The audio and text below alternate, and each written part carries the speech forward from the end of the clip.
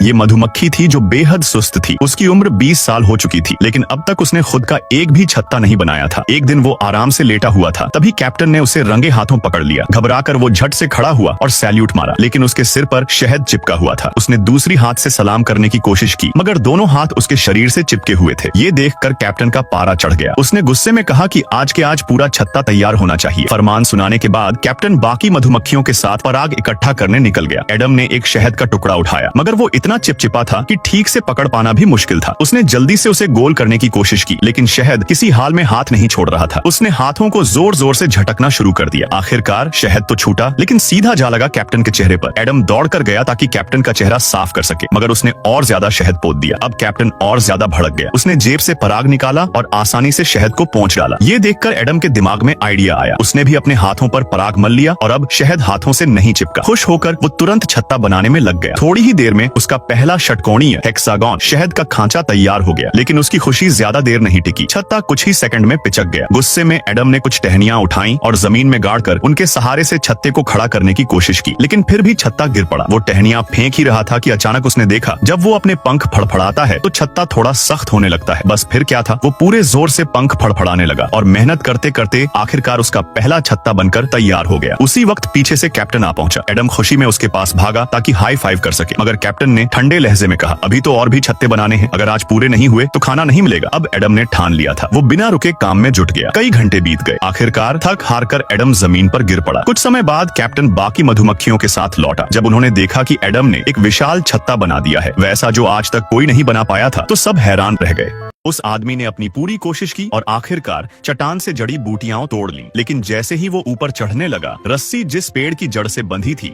वो अचानक उखड़ गई। वो नीचे की तरफ खींचने लगा। खतरा समझते ही उसने जल्दी से चट्टान पकड़ ली, लेकिन उसका वजन इतना था कि वो भी खाई में गिरने वाला था। अपने बोझ को हल्का करने के लिए उसने रस्सी खोल दी। अब दिक्कत ये थी कि वो ऊपर कैसे चढ़े। उसे लग रहा था कि अब उसकी ताकत जवाब देने वाली है, तो उसने ऊपर खड़े अपने साथी से मदद मांगी। लड़की के पास भी कोई और तरीका नहीं था। उसने अपने कपड़े उतारे, उन्हें जोड़कर एक रस्सी बनाई और नीचे फेंक दी। वह रॉबिन्सन को बचाना चाहती थी, लेकिन दिक्कत ये थी कि कपड़ों से बनी रस्सी छोटी पड़ रही थी। लड़की ने मायूस होकर अपने शरीर पर बचे आखिरी कपड़े को देखा और फिर उसे भी उतारकर नीचे फेंक दिया। इस बार रॉबिन्सन ने रस्सी पकड़ ली और धीरे धीरे ऊपर चढ़ने लगा। हर कदम पर वो बहुत संभल कर चढ़ रहा था, क्योंकि डर था कि कपड़े से बनी रस्सी टूट न जाए। काफी मशक्कत के बाद वो आखिरकार सुरक्षित ऊपर पहुंच गया। जैसे ही वो ऊपर पहुंचा, उसने देखा कि लड़की बिना कपड़ों के खड़ी थी। रॉबिन्सन, जो पिछले 10 सालों से इस वीरान द्वीप पर था, ये देखकर थोड़ा हैरान रह गया, लेकिन उसने चुपचाप कपड़े उठाए, लड़की की तरफ फेंके और फिर एक तरफ मुड़कर बैठ गया। हालांकि उसकी नजर बार बार लड़की की तरफ जाने को हो रही थी। फिर दोनों जल्दी से अपने पेड़ के घर की तरफ वापस लौटे। जब उन्होंने ऊपर देखा तो पाया कि फ्राइडे जो वहाँ फंसा था गायब था। जैसे ही वे छत पर पहुंचे, लड़की के पास से एक तीर निकल कर गया। वे कुछ समझ पाते उससे पहले ही 5 और तीर चलाए गए। रॉबिन्सन ने जल्दी से अपने सुरक्षा इंतजाम सक्रिय की और लड़की को लेकर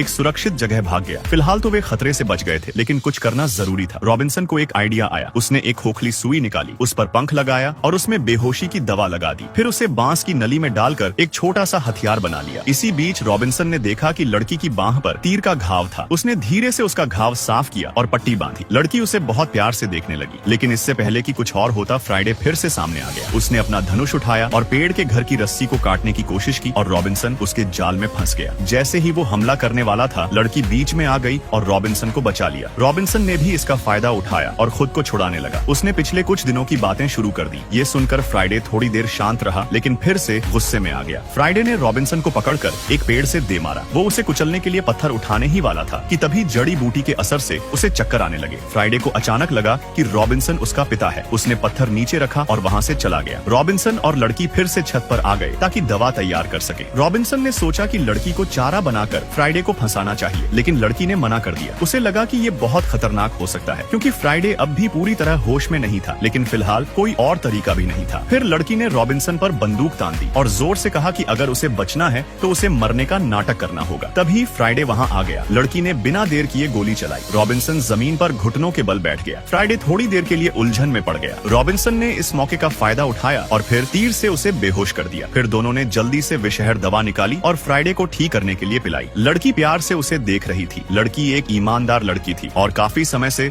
रॉबिन्सन को पसंद करती थी और